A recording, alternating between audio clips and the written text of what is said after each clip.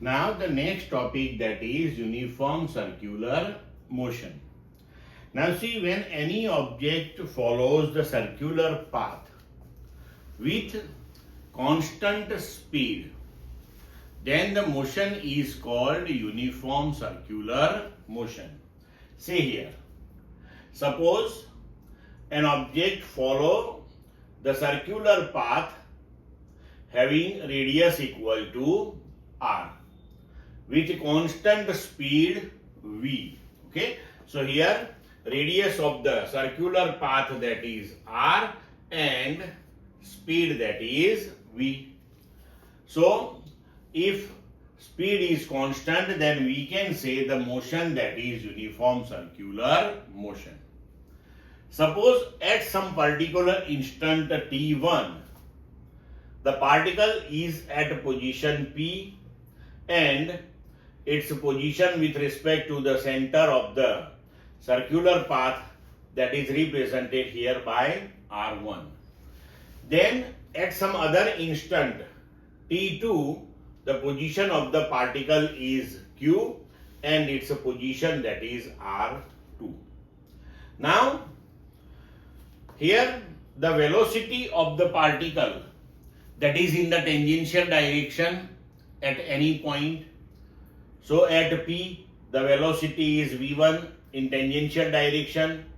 At Q, the velocity, that is v2, is in tangential direction. So here we want to find the acceleration of the object. So for that we have to think about the change in velocity also. So here, if we take the velocity vector somewhere here arbitrarily from point O dash, then this is vector v1, then from the same point vector v2. Okay, so when particle moves from P to Q, at the center angle subtended, that is delta theta. So here also the angle between v1 and v2, that is also delta theta. So the vector P dash Q dash, that will give you the change in velocity delta v.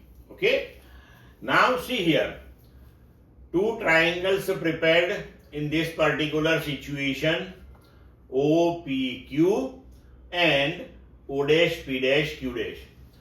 These two triangles are similar triangles.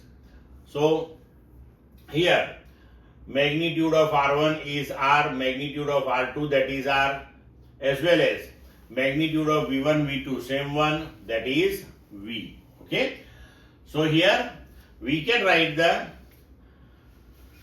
equation delta V by V. So that is P dash Q dash upon O dash P dash, delta V by V, that is equal to delta R by R, means PQ upon PO.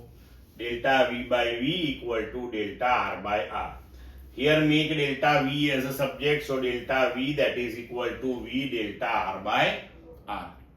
Now as per definition, acceleration, that is limit delta t tends to 0, delta V by delta t.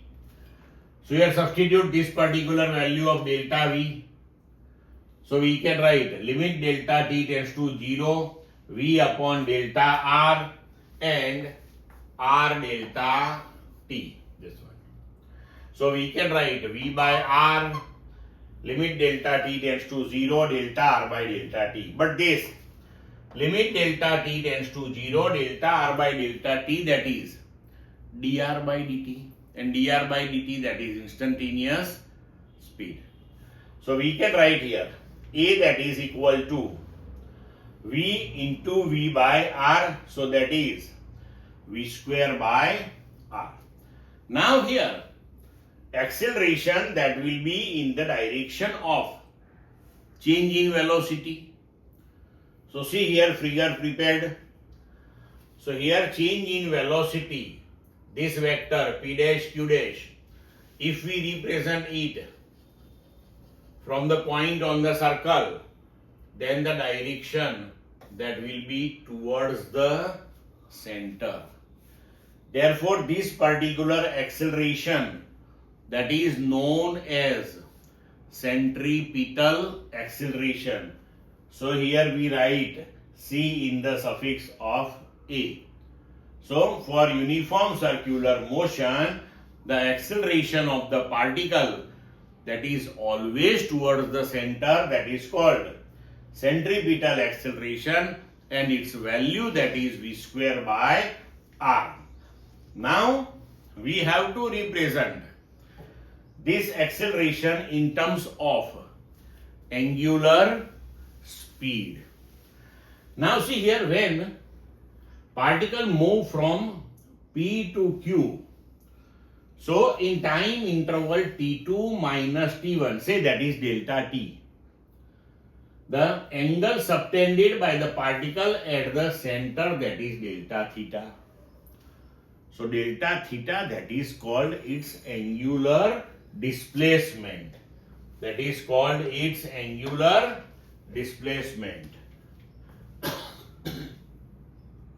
So when particle moves from P to Q in time delta t, then arc PQ subtend the angle delta theta, and that is called angular distance.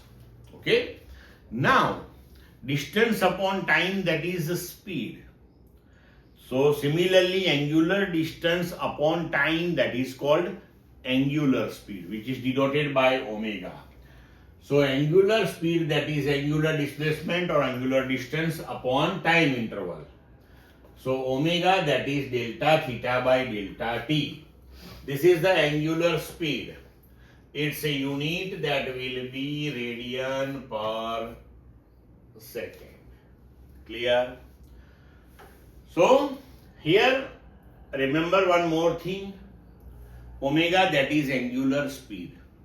When one revolution is completed on the circular path, the time taken by the particle, that is known as periodic time. It is denoted by capital T. So here capital T, that is equal to periodic time. So when one revolution is completed, the angular distance covered, that is 2 pi radian. So we can write here omega, that is equal to 2 pi by t also. Okay. Now if one revolution is completed in time t, capital T, so we can use the unitary method like this. In capital time t, one revolution is completed. Okay. So here in 1 second, how many revolutions will be completed? So that is 1 upon t. Now number of revolutions completed in 1 second, that is called frequency. So here we can write, suppose f, that is equal to frequency, then we can write frequency, that is 1 upon capital T. So we can write therefore omega, that is equal to 2 pi f also. Here in text we use the symbol nu for frequency, right? And we can use f also. Now we know this thing, angle, that is arc upon radius.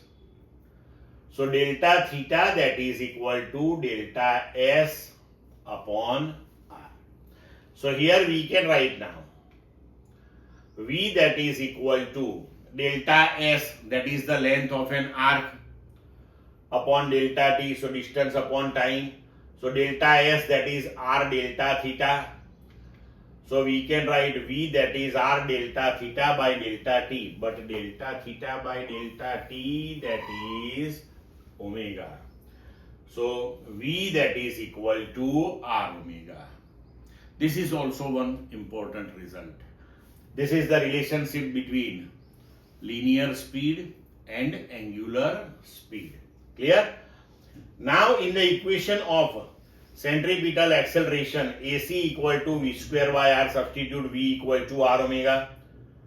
So omega square R square upon R, that is omega square R. Here